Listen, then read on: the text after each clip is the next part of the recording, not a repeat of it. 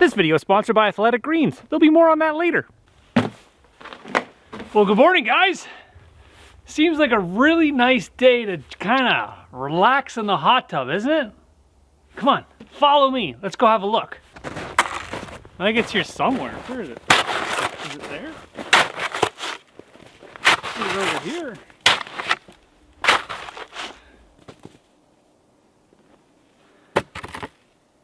Well, as it turns out, the hot tub's not built yet, but it's going to be. This is the hot tub build video. Come on, let's go take a look. Oh yeah, I can already tell this is going to be a nice spot for a hot tub. It's nice, relaxing right here. Nice little pergola top, some hot water, a couple of drinks maybe. Nice relaxing hot tub maybe. We're right here. What do you think? It's a great spot for a hot tub. Now all we gotta do is build it. Well guys, all kidding aside, this is the future location of the hot tub. It's been in the works for about, I don't know, 5-6 years now we've been talking about. I've been talking about personally in my personal life that I'm going to build a hot tub. Actually, it was possibly the first thing I ever envisioned building when I first moved out of my parents' house many years ago. My idea was to actually put it in the basement of the house that I purchased many years ago, and I was going to build it, and I'd not purchased or anything, like just build it, right? Get some pipes and a motor and just build this thing, and then logistics got in the way because who wants a really hot body of water in your basement? Yeah, anyways, it didn't accumulate to anything, and then you know, life goes on, and then you're thinking, it's on my bucket list, I want to build a hot tub, So this is the future site of the hot tub. It's right here. This is like carte blanche. It is nice and flat. It's kind of got a little bit of sunshine here. It's got a great spot for maybe overhead pergola of some sort, a little deck area, a little cooking area over here. But that's the plan, is to build a wood-fired tub here. So we've got access to water, we got our pond. We can pull water from our pond to top up our wood-fired hot tub.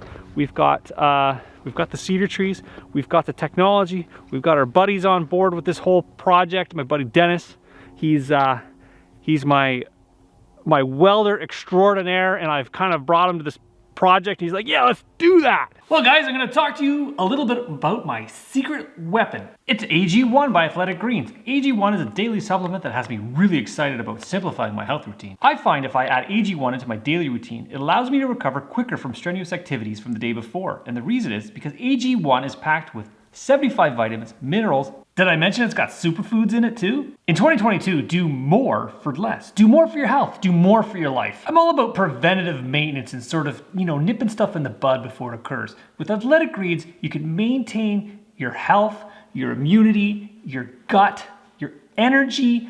All of that sort of stuff is easy and convenient with Athletic Greens. Open the package. Oh, there we go. Oh, it smells delicious even. And they've even got a little convenient scoop inside the package. We got our little scoop. You take your already supplied shaker bottle, you add one scoop, one level scoop. There we go. It's kind of level. There. Into the jug we go. 8 ounces. It's already labeled on the jug. Shake it up. And carry this thing with you wherever you go. Sip it throughout the day, or you can, you know what, down the hatch right away. So look at, we got our Athletic Greens, we got 8 ounces. Oh, that stuff's good. Oh, it's got everything you need right there. In order to pick up your Athletic Greens, go to athleticgreens.com/modern self-reliance to pick yourself up today. Athletic Greens is going to give my community a 1-year supply of vitamin D and 5 free travel packs on your first order. Go to athleticgreens.com/modern self-reliance to start your order today. I put it in the console of my truck, so when I'm traveling, I got a little bit of I can just kind of sip on it throughout the day. It certainly replaces a bunch of coffee, I'll tell you that much. Okay, so we're back in the shop with Dennis. Dennis is our faithful welder fabricator. We've picked up the stainless steel from a different shop that cut it all with a laser jet, water jet? Laser cut. They laser cut this stainless steel, and now we're gonna take this really big machine here. We're gonna bend. We're gonna add some structure to this flat steel, stainless steel, so it doesn't go wibbly wobbly. right? You don't want a wibbly wobbly. We don't want no wibbly wobbly tub, right? So that's the plan. Right now, we don't have one of these in my shop. We should get one in your shop. We should. It looks heavier than have my. enough room. It looks heavier than my entire shop. We could do it so like it's run by solar power. That'd be kind of cool. Or steam power. Yeah, I don't know. Right? Maybe this is a special. We could put it right outside the glamper. You know, ever heard of the call of the void? No, I've never. You ever heard of the call of the void? It's when you're like driving down the road with oncoming traffic and you're thinking to yourself, we should just drive into oncoming traffic. Well, this thing has the call of the void written all over it. Like, don't stick your things in there. I would never stick my thing in there. Well, I have my fair share of busted up fingers, so that one, yeah. Okay. Well, we're gonna bend this thing up. Well, what we're going to do is we're going to form the body panels of the hot tub. All right, so we have to put a double bend on here and then another bend in here. And then when it's all done, we're going to weld it all together. And then you'll have a complete hot tub body ready for you to do some cedar paneling on the outside. Cool.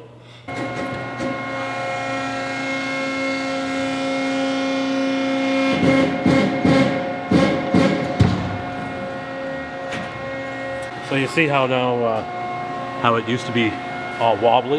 Yep. Right, now it's nice and stiff. Stiff, just the It's way stiff. somebody likes it. Well, I don't know about you, but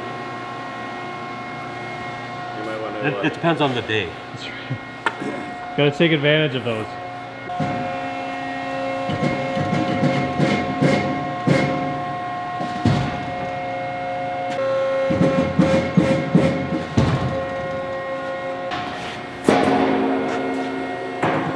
Imagine if that was how deep it was, Kevin.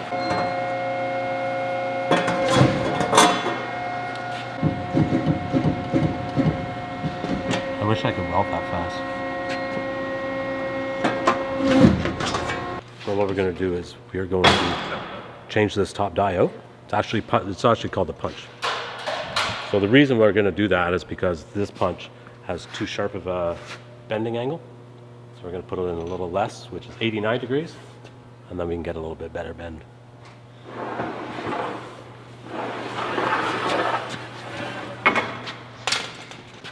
You always need a trusted sidekick to help you out.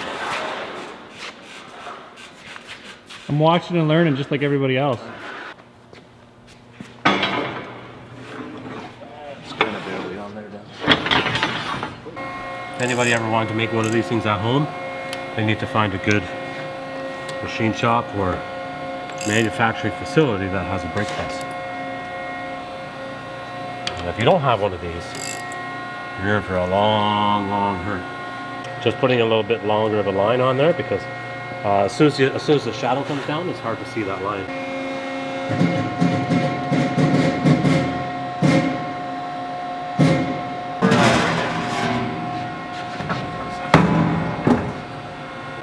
I'm pretty good. Here, take the square. I'm under. You can always move it around a little bit. Yeah. You're under? That's a pretty deep hot tub. Quick, hop in! It's so warm. It's looks very deep for you, Dennis, or are you just really short? I have a short torso, but longer legs. Okay. My wife really complains when I drive her car Oh, because I have her seat really far back, but I'm like the same height as her. yeah, So it's kind of a bit of an anomaly. yeah. You got long legs.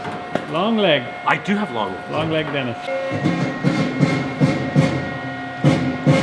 I don't know about you, Kevin, but this is a pretty big hot tub. It does look very big.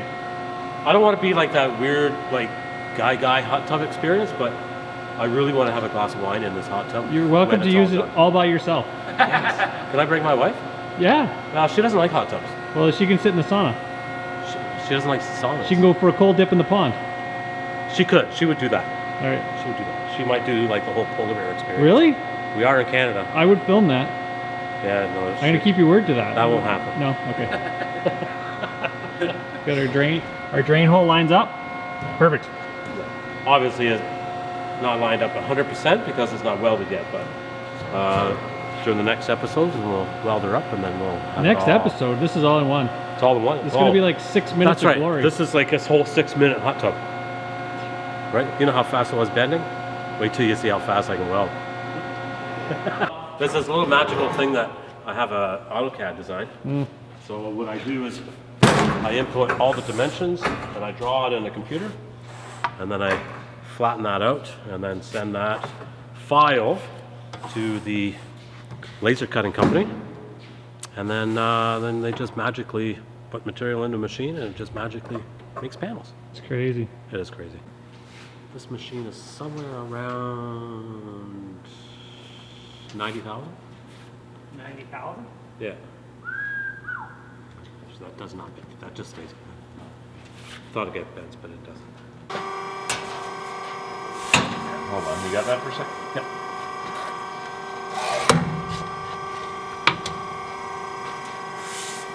So on that corner here. There you go.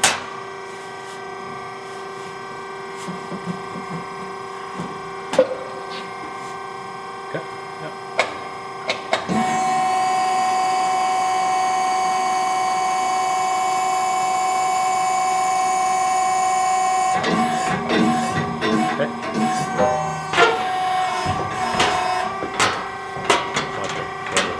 Watch your camera, Kevin.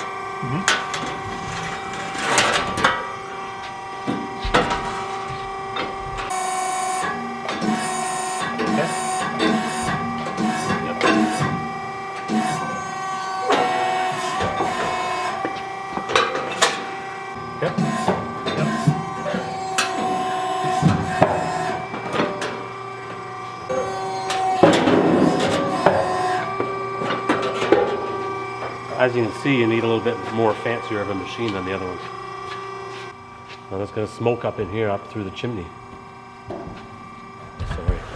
Sorry, I didn't know that you couldn't see that. That's cool. This is like the inside half. This is going to be the other half. And That's the chimney. chimney pipe.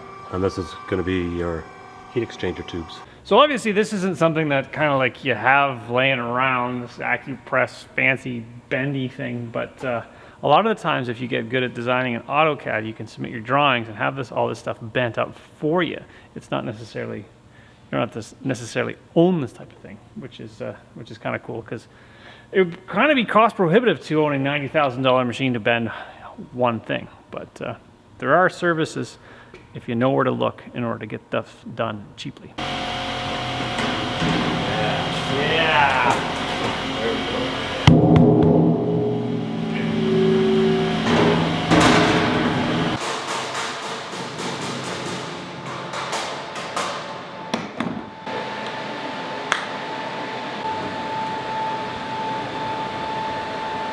Get right in there. Did you see right in there? Yeah. How close can you get I get really close. without it blinding you? I'm looking through the camera. Oh, can you actually see like right in there? Yeah. Really?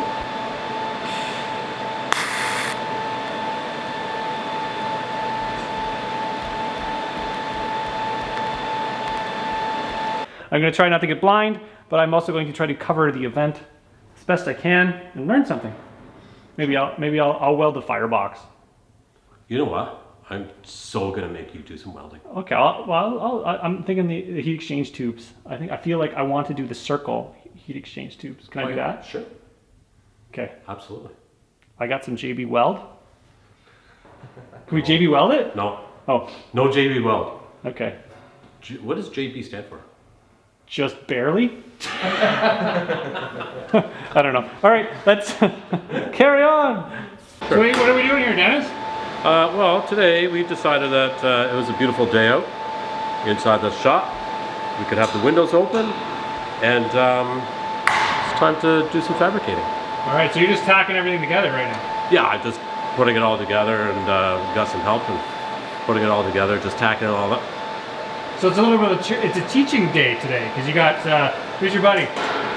Oh, my buddy Sam. Sam, hey there's Sam. Sam, this is your YouTube debut, buddy. I guess so. You're not in witness protection, are you? No. Okay, good. Well, that ended. Oh, that ended, okay. Good.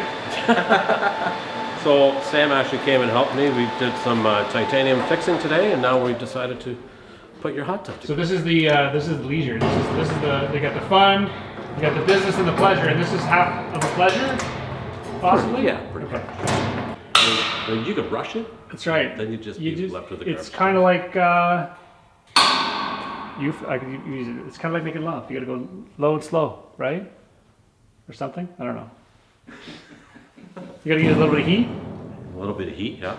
Got a little welder going on. A little bit of heat. TIG welding. Something like that. I don't know. So we're TIG welding. That's what we're doing. We're TIG welding, and this is a stainless steel box. Well, we've already seen because these are all sitting together like weeks apart. So you remember what we did last time? We bent everything up. We bent everything to shape, and it's roughly the shape. So now we're tacking it together in order to have our giant evaporator pan. It looks like we could evaporate maple syrup in this thing. Oh my gosh, that's a lot of maple syrup. We fill it right up and just start boiling it. Sure. We could bathe in maple sap. I'm in. That would instantly give you diabetes, I think. No. It's got to be good for your skin. Maybe. It's kind of like a sugar bath. A sugar bath, you'd get diabetes immediately. Come on. I don't know, we can check, you should try that. Challenge accepted. I don't know, you guys can leave it in the comments below if you guys want us to actually have a hot tub and maple sap. That would make you, like, that's how Canadians are born. I really hope that nobody says yes. You know you're done when you can't get out of the tub because you're stuck to the bottom of it in a slurry of maple sap. There's got to be a video. It's like that movie, Alien. It would be just like, that would be something. That visual. Can you see that visual now? Me just getting out of my hot tub and covered in sugar. Sugar. Anyways, all right, we're on a tangent. We're tacking stuff together. Stainless steel. Hot TIG welding. Can you make it more noise, Dennis? I mean, beautiful outside. You're like, you want to go outside and sit in the sunshine. Yeah. You're stuck here, tack welding. Stuck here, tack welding.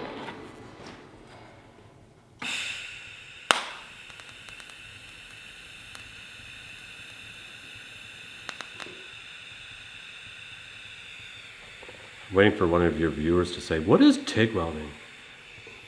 Tungsten inert gas. Oh my gosh, he knows. I know just enough to know I don't know enough.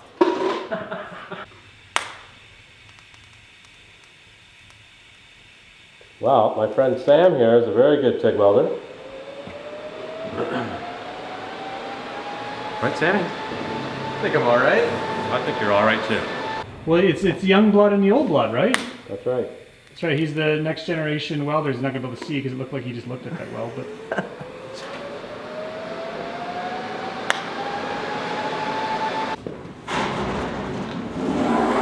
It's not light. Got it. It's not light? No, it's not light. This is actually okay. This is good. Yeah. That's a good fit.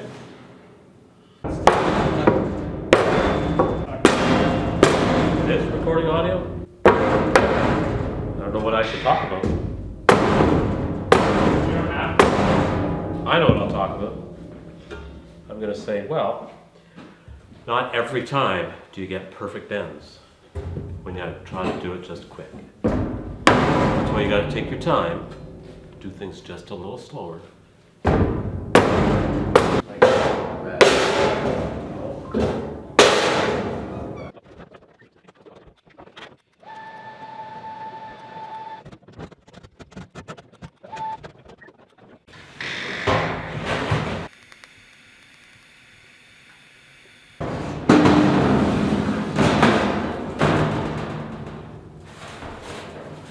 So I figure this thing should be about 2 inches or so in here. Yeah, because it would just a cork, a fiery cork would fly out of this thing. Fiery core. And then can you make it so it's reversible? Yeah, yeah. So the doohickeys on both sides will be the same. Right, it'll be the same. It's just a matter of setting this thing in, sliding over Yeah. the top of So those you posts. could flip it one way or the other. Right, and then fill it up with water. So you're 2 inches, 2 inches. Okay, good.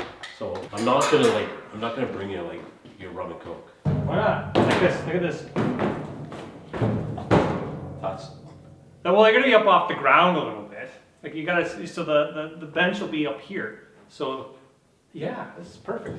Look, you could in theory just take the deck right out. wow. That's a big. That's a big tub. You could be like, I'm drowning. It's a good size. It makes me feel really little. Fill it with Epsom salt, you can just bob around this thing all day. Epsom salt. Yeah, why not? It's stainless, it'll Just like laying in the ocean. you could sit this way. You could. You can have all your buddies, maybe like 5 of us. Maybe we should all get in. Sausage party! This is a 5-woman, 1-man hot tub. Wow, it does make you feel small. Doesn't it? This is the biggest bathtub. You could like totally fish out of this. This is the hot seat. That's Well, you know what? You put pontoons on this thing. You sit right in the pond. You fire this thing up, and you just float around. Put an outboard motor on this thing. Brrr. Put a cover on it, make it a sensory deprivation tank. Yeah. It's a, oh. This is the hot seat, though, definitely for sure. Oh yeah, I would stay down here. Yeah, I'd be over here. Yeah, there we go. I'm much older than you are, so I don't need that. We don't need the heat. Yeah, I know. Anyway. Your Frank's? Your Frank's? You put your Frank's in there? hot sauce. Yeah, it was right in there. That was the best thing about elementary school was those steamed hot dogs. You could put kebabs in there. It's true. Kebabs on a stick. Then your dog would like you when you got out. You would be like marinated in hot dog. Anyway, A hot tub marinade. all right, we're well on our way. All right, so bringing you guys up to speed, we've got the thing tacked all together. This is the rough size of the hot tub. The hot tub. We got our firebox sitting over here. We're gonna actually put a little 2-inch piece of thing over here so it gives it a little bit more structural integrity so the sides don't blow out. And we've got our firebox. And these little holes here, there's going to be more tubes attached to here so it efficiently transfers the heat from the firebox into the water. That's the plan. And this is the chimney part that we don't have yet. So again, this is kind of like we're building it as we go, and the pieces that we need, we kind of get fabricated off site and then we tack them on in here. It's kind of like a, you know, we're just building some cool stuff with stuff that we, you know, have, right? So I've got some cedar I'm gonna mill up for the base of this thing. So that's why I kind of want the rough size right now so I can start working on the wood aspect of this build. And Dennis can continue on the stainless steel aspect of this build, which is his expertise. But I'm going to be doing, I want to weld some of these heat tubes in here. Absolutely. We'll mark them so if they do leak, we know which ones I did. And the other thing with this firebox is that we have to weld on some attachment points because this is essentially going to be a box of air sitting underwater. Because what we want to do is when we fill up our water, we want it to be above, slightly above this area right here because we don't want the firebox to overheat. Although I think because it's built out of stainless steel, it'll last regardless if it's completely submerged or not. But you kind of want it submerged because if you accidentally touch it, it would be a bad day. So that's the plan here. So as you can see, she's shaping up. We just got a lot more welding to do and some more wood, some woodworking to do to get the wood sides in. But I'm pleased so far. Dennis, what do you think? Oh, I think it's coming along really nicely. It's nice, eh? Nice. Very stainless steel-y. It is stainless steel-y. Nice thing I like about stainless steel is that it's sanitary. Sanitary. That was a weird sound. All right, well, let's carry on. All right, so we got our logs chalked up on the old Norwood Lumber Pro HD36. We're going to be milling the pieces we need for the hot tub. We scavenged quite a few logs actually. And just to note, everybody out there in tree hugging world, no live trees were used for the creation of this hot tub. So it's you know, we didn't kill anything. We just took some logs that were laying around. There's a couple that were submerged. There were a couple that fell down. So this is all sort of stuff. It's kind of like a carbon sequestration program. We're taking these and we're going to make them into something that's going to, in theory, last a lifetime. Well, guys, I figured we're going on a little bit of an adventure today. I have a strategic cedar tree reserve, and I don't know if you guys have one of those.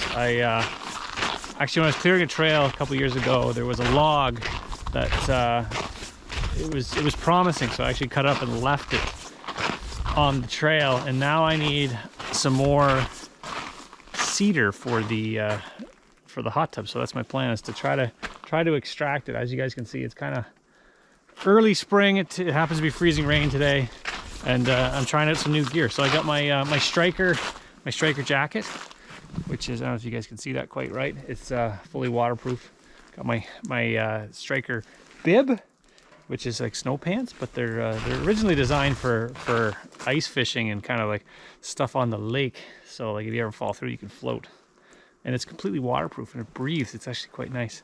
It's my first attempt at using it. Also, I'm using my my new GoPro, and the reason why I'm using the GoPro is because it's raining out, and I don't really want to bring my other camera out because it's not exactly waterproof. So I figured I'd give every piece of new equipment I have a little bit of a test. So, anyways, we're just trudging through the bush, and it looks like the creek is really high. Oh. Well, that's good news. It's still frozen, so I'm not too late. I'm hoping my log is not frozen into the ground. So it's somewhere over here. Any luck, it's not encased in ice. You guys see that? I don't know. This is all new technology for me. I'm not a GoPro guy. Oh yeah. So I think my log is right here.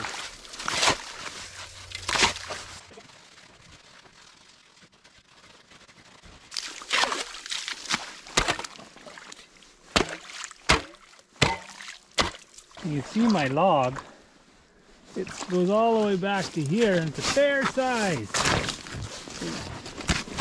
See the stump right there. I don't know if I'll be able to get it out. You see how far it's in the water.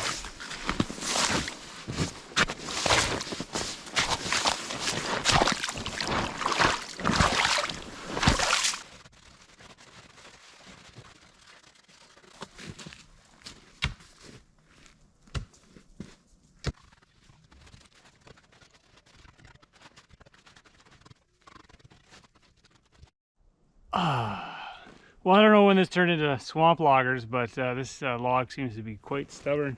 It is pretty much frozen into the ground. I'm gonna keep chipping for a little bit. Maybe we gotta let nature's take its course. I'm not sure. I'm pretty stubborn though. Let's see if we can keep chipping away at it. It's it feels like it should float at some point. I don't think it's waterlogged. I think it's just frozen to the ground because we had quite a few freeze-thaw cycles this season, so that's why it's kind of frozen underneath. So I'm just chipping away. Did you help me get the log out? Yeah. What do you think?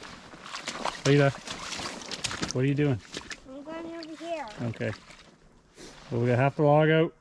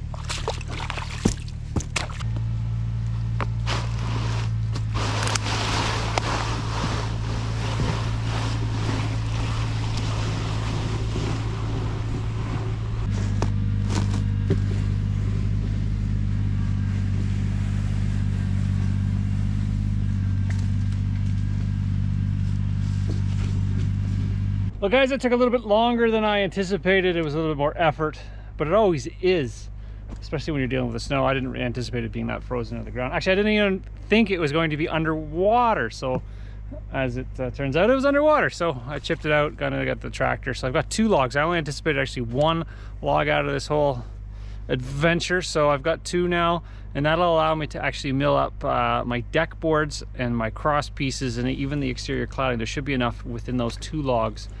That combined with the other logs that we scavenged the other day, we should be able to start milling our logs and get this thing on the road. So to summarize the clothing, the striker gear is exceptional at keeping me warm. I ended up a little bit too much exertion while I was removing those removing the logs. I took the jacket off, but yeah, the pants, the little bibs. The bib's awesome. My bottom half is nice and toasty in these wet conditions. But yeah, let's carry on.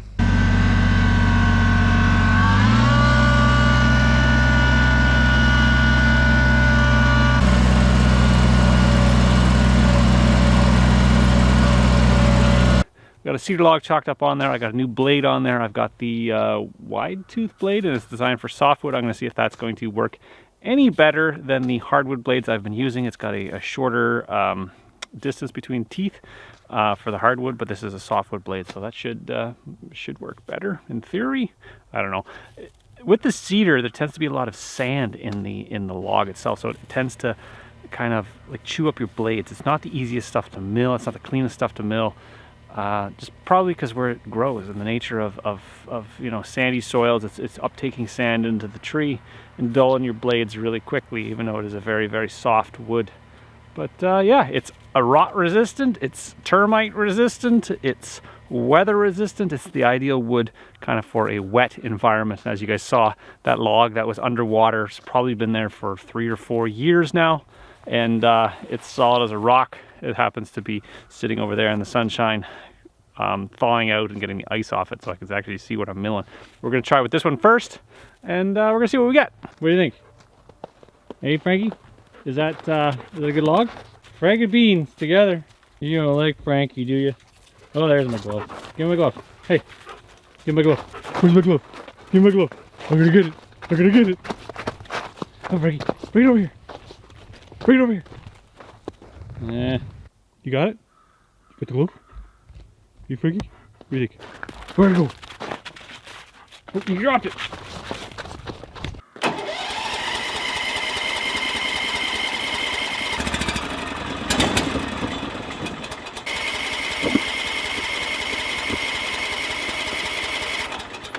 I think because all the rain we've had lately, I took out these spark plugs and cleaned them. They were completely saturated with gas. I don't think there was enough spark, or there was some carbon buildup on the actual spark plug itself.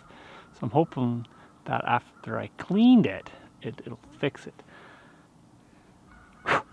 I am not a small engine mechanic, but that's just kind of the first step, just to ensure you have spark. Oh my.